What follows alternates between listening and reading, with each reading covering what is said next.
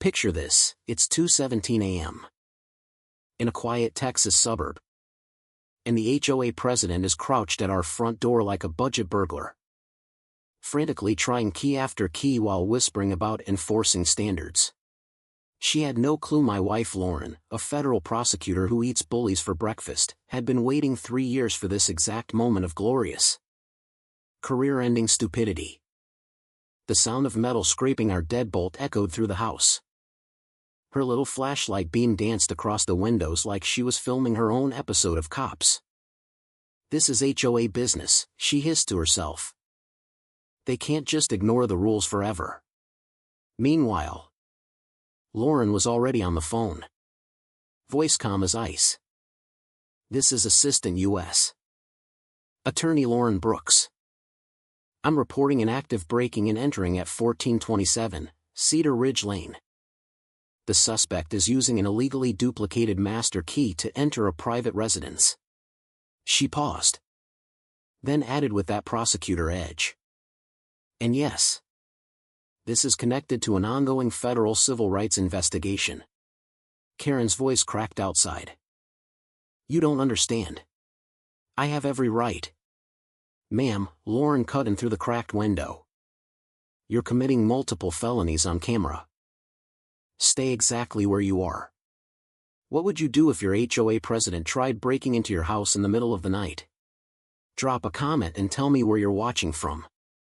I want to know how many of you have dealt with these power-tripping neighborhood Karens." But let's rewind. Because this circus didn't start with a copied key. It started 3 years ago with the smell of fresh-cut pine from my workshop and the slow creep of cookie-cutter perfection turning our street into a pressure cooker. I'm Ethan Brooks, 37. Disabled veteran. I inherited this house from my grandfather right as the suburbs swallowed the old farmland. Back when he built it, the nearest neighbor was a mile away. Now we've got identical beige McMansions with the same sad shrubs and the same judgmental stares. Somehow our property got folded into Cedar Ridge Estates HOA like an unwanted stepchild. Lauren and I met at the VA while she was investigating healthcare fraud. She's brilliant, fearless, and has the patience of a sniper when it comes to documenting patterns of abuse. My back got rearranged by an IED in Afghanistan, so I use a wheelchair part-time and woodworking keeps my head straight. The workshop in the backyard, with its ramps, raised garden beds for therapy planting, and the occasional sawdust, became our sanctuary. Until Karen Whitaker moved in. Karen, 53. Real estate agent. Self-appointed guardian of property values. She arrived from some sterile planned community and immediately decided our little slice of Texas needed elevating. Within a year she'd strong-armed her way into the HOA presidency with speeches about protecting the American dream and maintaining harmony. What she really meant was scrubbing out anyone who didn't match her vision of beige perfection. The first certified letter arrived on a sunny Tuesday. I remember because the postal truck's tires crunched on our gravel like a warning shot. Unsightly exterior modifications, it read. Our wheelchair ramp and therapy garden beds were negatively impacting neighborhood aesthetics, $250 per day fine until removed. 30 days to comply. I wheeled over to her office the next morning with Grandpa's original deed and the grandfathering paperwork. Karen sat behind her desk in a pastel blazer, smiling like a realtor showing a fixer-upper. "Mr. Brooks," she said sweetly, not even looking up from her laptop. "Grandfathering clauses don't apply once the HOA is formed. These modifications were never approved by the current board. Ma'am, the ramp was installed 12 years before your HOA even existed." She finally met my eyes. That smile never wavered, but something cold flickered behind it. Property values are a shared responsibility. Ethan, I'm sure a veteran like yourself understands the importance of rules and sacrifice. The way she said veteran made it sound like a dirty word. That's when I knew this wasn't about ramps. This was about Karen deciding who deserved to live in her neighborhood. Lauren was waiting when I got home. She read the letter once. Knuckles whitening. "Honey," she said in that courtroom voice. "Karen Whitaker just stepped in it." Deep. The harassment didn't stop at paper. 1 week later came the mandatory wellness and safety inspection notice. An anonymous neighbor had reported possible hazards inside our home. Karen demanded full interior access within 72 hours or $1,000 daily fines. Lauren read it twice. Then set it down like evidence. HOA covenants cover exteriors and common areas. They have zero legal right to walk through our living room. This is a Fourth Amendment violation waiting to happen. We politely declined. Karen's response was pure theater. At 6:45 a.m. on a Saturday, 2 fire trucks roared up our street. Lights flashing. Report of hazardous materials and possible propane leak, the chief told me as I rolled out in sweats. They found nothing.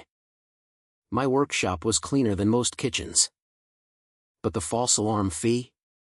$450. Conveniently billed to us. Karen later told the chief it was better safe than sorry with a straight face. Our neighbor Tom, retired judge. 74. Zero tolerance for nonsense, stopped by that evening with coffee. She pulled the exact same stunt on the Garcia family last year. They sold cheap. Guess who listed the property? The pattern was becoming clear. Karen wasn't enforcing rules. She was running a quiet extortion racket dressed up as neighborhood governance. I started installing cameras the next day. Nothing fancy. But they covered every inch of our property. In Texas, you can record anything visible from your own land. Smart move. Because things got ugly fast. Someone contaminated our raised garden beds with weed killer during a weekend we were away. The soil test came back positive for chemicals. Power lines to the workshop shed were cut. Our security footage caught a truck registered to a maintenance company Karen used for her real estate flips. Lauren's eyes lit up like Christmas when she traced the ownership. This just became a federal environmental case. The rumors started next. Vague Facebook posts in the neighborhood group, certain residents are making everyone feel unsafe, concerned about stability and possible stockpiling. Never naming me directly. But everyone knew. Comments piled up. That veteran guy always looks angry in his wheelchair. PTSD makes people unpredictable. Karen loved playing the concerned citizen while stoking the fire. Then came the real low blow, a letter from her attorney threatening to challenge my VA disability benefits if I continued harassing the board. Lauren read it and smiled that shark smile I love. Threatening a disabled veteran's benefits as retaliation? That's a federal ADA violation. Witness intimidation. And civil rights case all in one neat package. We documented everything. Dates. Screenshots. Financial trails showing Karen funneling HOA fees into shell companies that bought distressed properties cheap and flipped them for profit. She needed 5 more forced sales to stay afloat. Our house was next on the list. The community started waking up. At the emergency HOA meeting she called to push a $12,000 special assessment for safety upgrades. Residents finally pushed back. Tom stood up slowly. Karen. The bylaws require a 2/3 vote of all owners. Not just the ones you bullied into showing up. This isn't an emergency. This is racketeering. Her face went through 3 shades of red. The board has emergency powers. Not for extorting your neighbors, Tom replied calmly. The room went dead quiet except for the hum of the fluorescent lights. Karen doubled down in the weeks that followed. More welfare checks. More anonymous tips to police about threatening behavior. More social media fearmongering. Each time, the responding officers left more annoyed than the last. Eventually documenting the calls as harassment, But the woman couldn't stop herself. Narcissists never can. Tuesday night. She made her move. Our cameras caught her first at 11:40 p.m. creeping through the side yard with a flashlight and a ring of copied keys. She'd driven 2 counties over to duplicate them after local hardware stores refused. She tried the front door for 10 full minutes. Metal scraping. Cursing under her breath about these people thinking they're above the rules. When the keys didn't work, because we'd changed the locks 3 days earlier, desperation took over. She pulled out a crowbar and started on the side window. That's when the motion lights flooded the yard. Karen froze like a deer in headlights. Eyes wide. Mouth open in a perfect O of panic. The crowbar clattered to the concrete. Her face, that usually perfectly made up, condescending face, twisted into pure animal fear as red and blue lights lit up the street. Lauren stepped onto the porch in her robe. Phone still recording. Karen Whitaker. You are under citizen's arrest for breaking and entering, trespassing, and multiple federal violations. The FBI and EPA agents en route will explain the rest. The first deputy arrived in under 4 minutes. Karen tried one last desperate play as the cuffs clicked. This is HOA business. I have a master key. I was just performing a welfare check. The deputy didn't even blink. Ma'am. You're trespassing with burglary tools at 2 a.m. You're under arrest. Her meltdown in the back of the patrol car was legendary. She kept ranting about property values and how veterans should be grateful while the body cam captured every unhinged word. The emergency HOA meeting 2 nights later was standing room only. Local news vans lined the street. Karen showed up looking like she'd slept in a jail cell, which she had. Briefly. Before posting bail with money she was about to lose anyway. Tom called the meeting to order. Lauren stood up with a folder thick enough to stop a bullet. Ladies and gentlemen. I'm Assistant U.S. Attorney Lauren Brooks. Mrs. Whitaker faces charges including civil rights violations under the ADA. Environmental crimes for contaminating private water sources. Tax evasion. Embezzlement. Wire fraud. And racketeering. The evidence includes 140 hours of video. Financial records showing over $280,000 in unreported income from her little property flipping scheme. And her own recorded confessions. Karen shot to her feet. Finger shaking. He doesn't belong here. None of these people do. They bring down everything. The room went silent. Then erupted. Lauren smiled. Thank you for that on-camera admission of disability-based discrimination in front of 180 witnesses and 3 news cameras. That's going to look great as Exhibit A in your hate crime trial. The second set of handcuffs came out. As they led her away, Karen was still screaming about conspiracies and falling property values. The applause that followed her out the door could have powered the whole block. The HOA was dissolved that same night.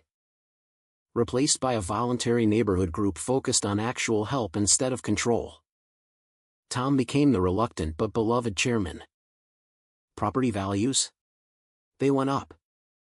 Turns out people want to live in a place where bullies get exposed instead of protected. My woodworking workshop has grown into the Cedar Ridge Veterans Collective, a place where guys like me teach skills, share stories, and heal. Lauren's work on the case earned her a leadership role in a new federal task force targeting HOA abuse. And Karen? She's looking at serious time. Asset forfeiture. And a permanent reputation as the cautionary tale every power-tripping board member fears. The real lesson? Bullies dressed in pastel blazers and community standards language are still bullies. Document everything. Build alliances. And never underestimate what happens when a patient veteran and a brilliant prosecutor decide they've had enough. So tell me in the comments, was Karen Whitaker the real criminal here? Or was I the problem for daring to live in a house that wasn't perfectly beige?